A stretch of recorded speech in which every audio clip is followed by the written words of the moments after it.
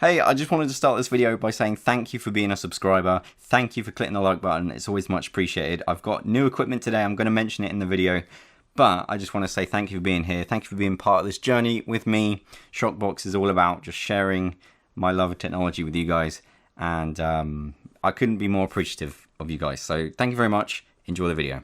Hello there, guys. Welcome to another video. I'm really excited today because first of all, it's kind of a sad moment. We are finally getting rid of this beautiful guy. This is my original ShockBox video, and it has been retired today. So it's really sad, but also it's awesome because, as you can see, we've got a new lens and new camera, and it's pretty good. It may take me a while to get used to it and optimize the settings, but for now, freaking awesome. So a few days ago, Google I/O happened, and that is where Google every year comes out and announces their new products, announces new services, and just lets you know what they're doing over the next kind of 12 months or so. And this is one of the things they announced. This is the Google Pixel 3a. It's a budget smartphone for Android.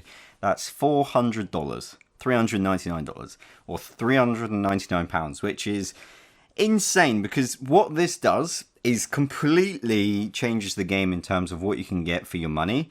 The camera on Pixel phones, if you don't know, is absolutely top quality, and the fact that Google and Pixel have, rather than chasing the foldable smartphone, the insane expensive £2,000 phone journey that Apple and Samsung are currently on, they leaned into what I was talking about in my last video, which was commodity handsets, which is like, have them so cheap anyone can afford them. This is what you get: a Google device for $399.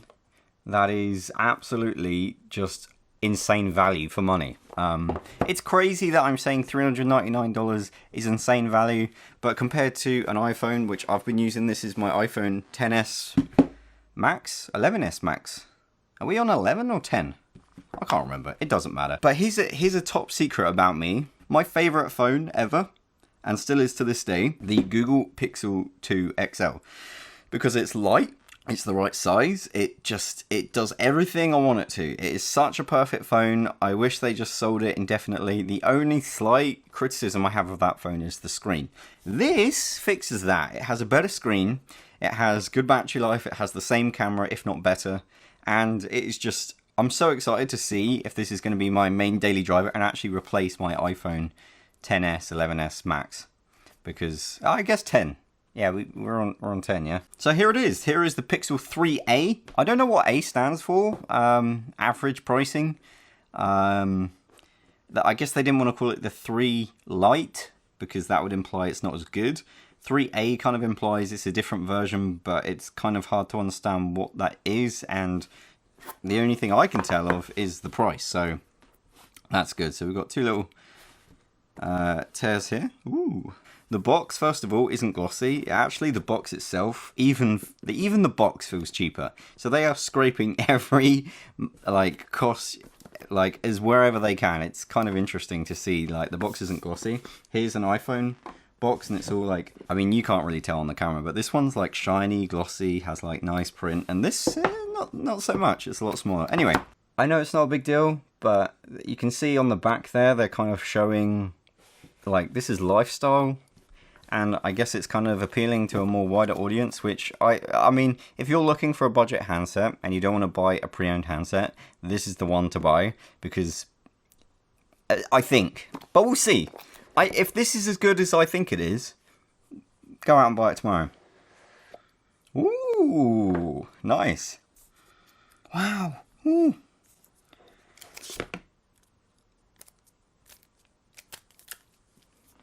It's a perfect phone. Don't need to unbox it. Don't need to unbox it.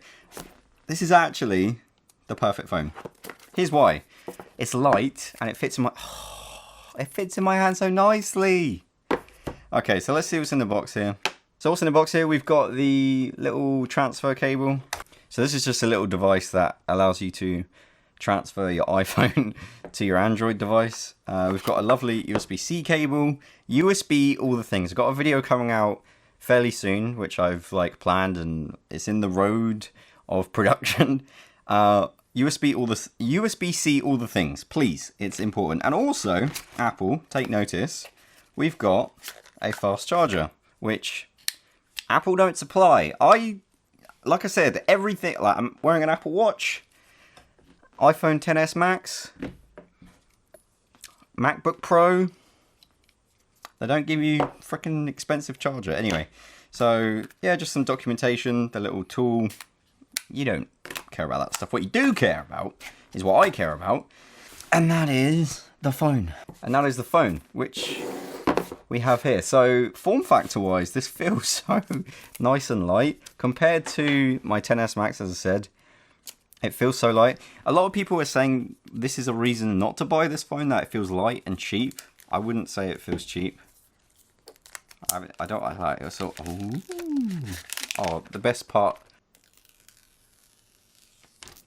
Oh, that's good stuff. So, man, on the back, it's got this really nice textured feel.